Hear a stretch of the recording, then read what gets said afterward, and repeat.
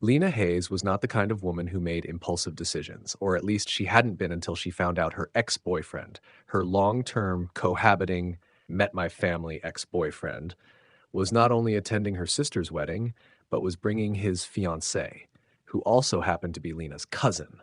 So when her phone buzzed with a message from her sister reminding her to RSVP with a +1 if she wanted, Lena did what any self-respecting, emotionally compromised woman would do.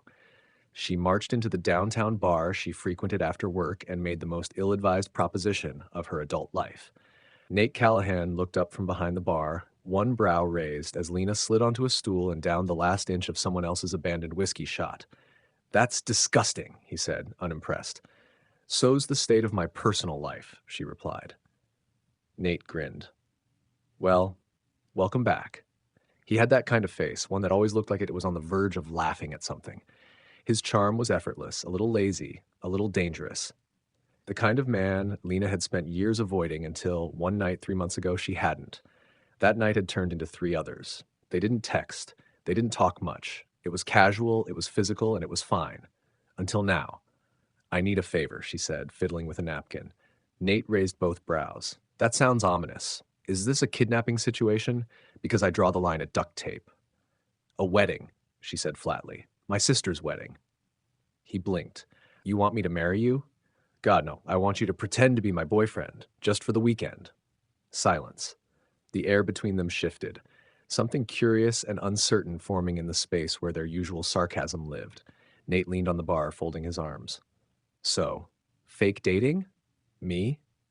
You're technically a person I've seen naked, which puts you ahead of most of my contact list." "Flattered," he said dryly. She sighed. "Look, my ex is going to be there, with his new fiancée, who also happens to be my cousin." Nate let out a low whistle. "Yikes. I just need you to be charming and convincing. Smile at my mom, hold my hand, pretend we like each other." He narrowed his eyes. "You do like me. You know what I mean." He watched her, that usual glint in his eye replaced by something more thoughtful. "You sure you want to drag me into family drama? I'm good in a tux, but I'm not a miracle worker." "I don't need a miracle. Just someone who won't look at me like I'm the pitiful ex who got dumped and left for a blood relative." He nodded slowly. "And what do I get?" She frowned. "Free food, open bar, room and board, possibly a dance." Nate's grin returned, this time lazier. "All right, Hayes, you've got yourself a fake boyfriend." The wedding was in a lakeside estate 3 hours from the city, a glossy, floral explosion of money and pressure. Lena hadn't been back in months. Not since the engagement was announced, not since she'd swallowed her pride and sent a tight smile and a gift card with the RSVP. Now, she stood outside the family home with Nate beside her, both of them staring up at the sprawling brick facade. "You sure this isn't a movie set?" he asked. Lena adjusted her bag on her shoulder. "Just remember, no jokes about marrying rich, and don't mention anything about Vegas." "Can I lie about being a war hero?" "No." "Secret agent?" "No." He smirked. "You're no fun." She hesitated on the steps. Her chest was tight, but she pushed forward. The sooner they got inside, the sooner the nightmare could begin. The front door opened before they even knocked. "Lena," her sister Emily squealed, throwing her arms around her. Emily was all sunshine and spray tan, a perfect image of bridal joy. "You made it." Lena smiled stiffly and hugged her back. "And this must be Nate," Emily said, turning her wattage on him. "Oh, wow. You didn't tell me he was hot." Nate shook her hand, grinning. "She left out a lot of details." Emily giggled, already charmed. "Well, come in. Everyone's in the backyard for drinks. It's kind of a welcome party." As they stepped inside, Lena's mother appeared, glass of wine in hand, already assessing Nate from head to toe. "Lena," her mother said with a pointed glance, "you look tired." "Hi, Mom. And who is this?" "Nate. My boyfriend." Lena could feel Nate's warmth beside her, his hand slipping naturally to her lower back. It startled her. The pressure was subtle, grounding. Her mother's eyes narrowed. "What do you do, Nate?" "I'm in hospitality," he said smoothly. "Mostly bartending, some event work." Lena waited for the pause, waited for the judgment. Her mother blinked, nodded once, and walked away. Nate leaned over. $10 says she Googles me before dessert." "I'm sure she already is." The backyard was full of family, old friends, noise, and heat. Nate fell into the role with terrifying ease. He remembered names, asked questions, and made Lena laugh more than once when she was close to mentally combusting. He refilled her drink without asking, wrapped an arm around her waist when her ex passed by, and whispered wickedly inappropriate things in her ear to keep her from spiraling. By the end of the night, people were smiling at her, not out of pity or curiosity, but as if she was normal again. Happy, even. It was only when they got to their shared room, one queen bed, of course, that the fantasy cracked just slightly. Lena stood near the window, unzipping her suitcase. "We can put a pillow wall between us if you want." Nate tossed his bag in the corner and flopped on the bed. "You snore?" "Only when I'm emotionally repressed." He chuckled and stretched out. "You're more tense than I thought you'd be." She hesitated. "You're better at this than I thought you'd be." Silence settled. He turned his head to look at her. His expression was unreadable now, more serious than usual. "Why me, Lena?" She swallowed. "Because I knew you wouldn't make it messy." He watched her, his voice quieter now. "Is that what you think I am? Convenient?" She flinched. "I didn't mean it like that." "Sure you did." He sat up then, brushing a hand through his hair, suddenly restless. "I'm here," he said finally. "So whatever game we're playing, I'll play it. But just remember, you ask me." And with that, he got up and headed for the bathroom, closing the door behind him. Lena stood frozen in the quiet room, staring at the space he'd left behind. She had asked, and now she wasn't sure she'd survive the answer. Chapter 2. Cracks in the Facade. Lena woke to warmth. Not the sunlight kind, the human kind. Her eyes opened slowly, and it took her foggy mind a second to process the arm slung loosely around her waist and the weight of someone's breath at the back of her neck. Nate. Still half asleep, his body curved around hers like a question mark. One leg was tangled with hers beneath the covers. It should have been awkward. It wasn't. She didn't move, not right away. Instead, she lay still and let herself feel something she hadn't in a long time. Safe. Then Nate stirred and mumbled into her hair, "You're hogging the blankets." The moment snapped like a twig. Lena jerked forward when untangling herself with as much grace as someone could muster while falling off the side of a mattress. "Jesus," she muttered, standing and brushing herself off like she could shake off the weight of intimacy. Nate grinned sleepily from the bed. "Morning to you too." "Don't read into it," she said, grabbing her toiletries bag. "You latched on like a heat-seeking missile." He propped himself on one elbow. "What can I say? You run hot." She rolled her eyes and shut herself in the bathroom, ignoring the ridiculous warmth still clinging to her skin. The day began with a family brunch and a series of poorly organized lawn games. Lena's mother had deemed team-building exercises. Nate, to everyone's surprise, including Lena's, threw himself into it. He joined a three-legged race with her nephew and let the kid trip them both into the grass, laughing as if it wasn't forced. He complimented Lena's mother's lemon bars like he actually cared and helped carry chairs for her grandmother without being asked. He was a hit. And it wasn't just the charming smile or the cheeky comments, it was how he noticed things. How he subtly intercepted Lena's aunt's passive-aggressive remarks. How he steered conversations away from topics that made her flinch, like her ex, or her job, or the fact that she was 34 and still figuring things out. "I thought you didn't do family things," Lena whispered as they sat on a picnic blanket with lemonade and judgmental stares overhead. Nate smirked. "I don't. But you looked like you were about to start throwing deviled eggs." "I still might." He nudged her knee with his. "I've got your back." She looked at him, really looked, and something unsteady shifted inside her. This wasn't the Nate she thought she'd brought here. He was still funny, still infuriatingly smooth, but there was something else too, a weight behind the eyes, a patience she hadn't expected. She didn't have time to ask about it, though, because that's when he arrived. Cameron, her ex, and Kate, her cousin and his fiancée, on his arm. The same cousin who once cried on Lena's shoulder about never finding anyone real. Lena stiffened. Nate's head turned. "That's him?" he asked casually. She nodded, eyes fixed forward. Her hand trembled around her lemonade. Cameron made his way over like he had the right, like it was just another catch-up moment. "Lena," he said, voice polished like always. "Wow, you look great." Lena's throat went dry. "Thanks." Cameron's eyes flicked to Nate, lingering for half a second too long. "And this is?" Nate stood smoothly and extended his hand. "Nate, Lena's boyfriend. Not friend. Not date. Boyfriend, with a possessive tone and a look that lingered. Cameron took the handshake, stiffly. Well, Cameron said, didn't know you were seeing someone. Lena shrugged. I don't feel the need to update you on my personal life. Kate arrived, bright and clueless, hugging Lena a little too tightly while Nate's hands subtly found the small of her back again. After they left, Nate leaned close. He looked like he wanted to punch me. He always had a temper. You okay?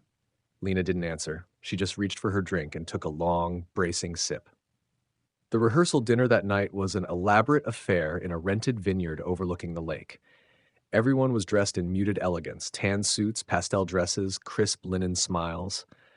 Nate wore a navy button-down that fit too well, rolled at the sleeves, collar open. He was less polished than most of the men there, but he was magnetic. People kept gravitating toward him, asking questions, laughing too loudly at his jokes. And Lena watched it all with a knot in her chest she didn't have a name for. He caught her staring once, and something passed between them. A flicker. A question neither of them asked. During the toast, Cameron was asked to speak, because of course he was, and Nate saw her grip the tablecloth so tightly her knuckles went white. His hand covered hers. Just for a moment, grounding her. She didn't pull away. Later, when the speeches ended and the wine kept flowing, they found a quiet corner near the edge of the vineyard, away from the noise. The stars were out. The lake shimmered in the distance. Lena sighed and leaned on the railing. You're good at this. At what? Pretending. Nate didn't smile this time. Who says I'm pretending? She looked at him. He was serious. A little too serious. You're not really like this, she said, voice low. You act like nothing gets to you, but I see it sometimes. The way you check out for a second when people talk about families or weddings. He stiffened just slightly. Everyone's got their baggage, Lena.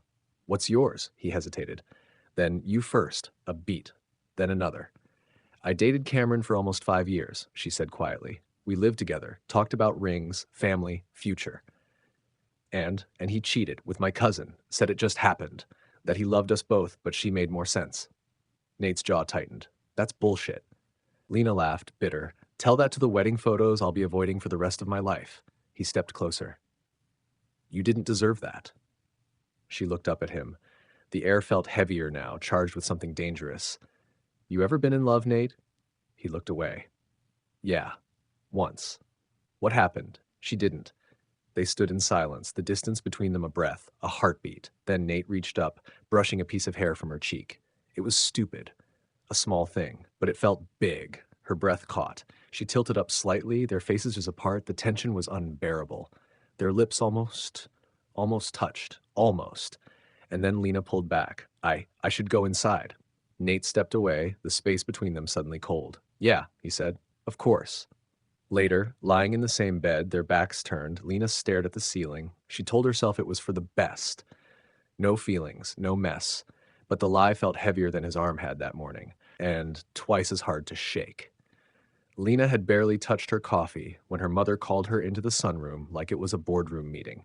She followed the sound of clinking teacups and disapproval, a tension coiling in her gut the way it always did when her mother used that particular tone, sweetened with politeness, sharpened with control. Sit, Patricia Hayes said, gesturing to the floral love seat opposite her. We need to talk. Lena sat, spine straight, every muscle bracing for impact. Her mother folded her hands delicately over her lap. He seems nice. The but was so loud it didn't need to be spoken. Lena didn't flinch. He is nice. I did some casual looking, Patricia said, the words stretched out like they were innocent. Your Nate works in a bar, no college degree, not even a LinkedIn. Jesus, Mom. I'm just concerned, she continued, tone as soft as her pressed blouse. You've always dated a certain kind of man. Smart, educated, ambitious, not someone who bartends in the East Village and has tattoos. God forbid, Lena said tightly. Patricia leaned in, voice lowering. I just don't want you throwing yourself into something reckless because you're trying to prove a point. Lena's eyes narrowed. What point would that be? That you're over Cameron. There it was. The real wound. Lena stood. You don't know anything about Nate. I know enough to wonder if you brought him here for him or to protect your pride. Nate wasn't far. He had come looking for Lena. Heard her voice. Heard Patricia's. Curiosity turned to confusion. Then something heavier when he caught the words drifting through the half-closed door. A mistake that worked for the weekend. Lena's voice. A mistake. Nate didn't wait to hear the rest. He turned around, jaw clenched, and walked out into the garden without saying a word. The rest of the afternoon passed like glass under pressure, quiet, brittle, moments away from cracking. Nate was different. Distant. Still polite, still playing the part, but with less warmth, less of him. The connection between them, so precariously built over laughter and late-night honesty, was gone. She didn't know why. When she asked if he was okay, he simply said, "Peachy." Lena felt the loss like a bruise she couldn't explain. The rehearsal dinner was worse. The drinks were stronger, the speeches louder, and Nate had apparently decided subtlety was no longer required. He was charming again, yes, but the edge was back. A different edge. Darker. The kind that drew attention like a storm rolling in. He downed one glass of bourbon, then another. And when someone asked how he and Lena met, he replied with a crooked smile, "She walked into my bar and asked if I wanted to pretend to love her for a weekend. I figured, why not? I've played roles for less." People laughed. Lena did not. Later, when she pulled him aside, voice tight with panic, he shrugged her off. "What are we doing here, Lena?" he asked, eyes glassy but steady. "Really? We're surviving the weekend," she said. "That was the deal." He stared at her like he didn't recognize her. "Right," he said quietly. "A mistake that worked." Her stomach dropped. "You heard that?" "All of it," he said. "Every perfect word." She didn't see Cameron until she stepped out onto the veranda, needing air and something that didn't burn like Nate's expression. He found her there, as if summoned by timing or fate. "You okay?" Cameron asked gently. Lena hesitated. It's been a weird day. I can imagine." He stepped closer. Too close. The cologne hit her, same as it always had, familiar. Clinging. "Kate's inside showing off the dress," he said, voice low. "She's distracted." "Cameron, I made a mistake, Lena." She froze. He reached for her hand. She let him touch it for a second too long. "I miss you," he said. "I shouldn't have walked away. Not like that." And then, "Nate," she whispered, because suddenly he was there, at the threshold, watching.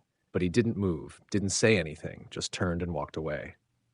She found him outside the guest house 20 minutes later, sitting on the porch steps, cigarette unlit between his fingers. "I didn't kiss him," she said. Nate didn't look at her, didn't stop him either. "I was shocked. You were tempted," her voice cracked. "That's not fair." "No. What's not fair?" Nate snapped, standing now, is being dragged into this circus only to find out I'm nothing but a shield for your ego. "I didn't mean it like that." "But you said it," he cut in, "to your mother, like I was a mistake you had to justify." "I was trying to protect us." "No," he said, jaw tight. "You were trying to keep me convenient. You wanted the image, the comfort, but not me." "Not really." She stared at him, hurt and furious. "I didn't ask you to care." "Well, I did." The words fell like glass shattering. He stepped back, eyes storm dark. "I cared. I started to think maybe I wasn't just playing a part. And then you made it crystal clear I was just filling a seat." "You think this is easy for me?" she hissed. "You think it's simple, letting someone in again after being lied to and humiliated and made to feel disposable?" "I'm not him, Lena." "I know that," she said, quieter now, "but sometimes it's easier to push people away before they leave." He looked at her for a long time. Then, softer, "You didn't push me away. You never let me close." Silence fell between them, aching and raw. Then Nate nodded once, as if settling something inside himself. "I'm leaving in the morning," he said. Her breath caught. "What?" "You don't need me here anymore. You've got your story, your show, and Cameron's here. So, don't," she whispered. But it was too late. He turned and walked into the dark, and she didn't follow. Not because she didn't want to, but because she didn't know how to fix something when the breaking was her own fault. That was part 1 of the +1 mistake. Lena and Nate's story is far from over. Subscribe now so you don't miss part 2, where secrets unravel and hearts finally speak.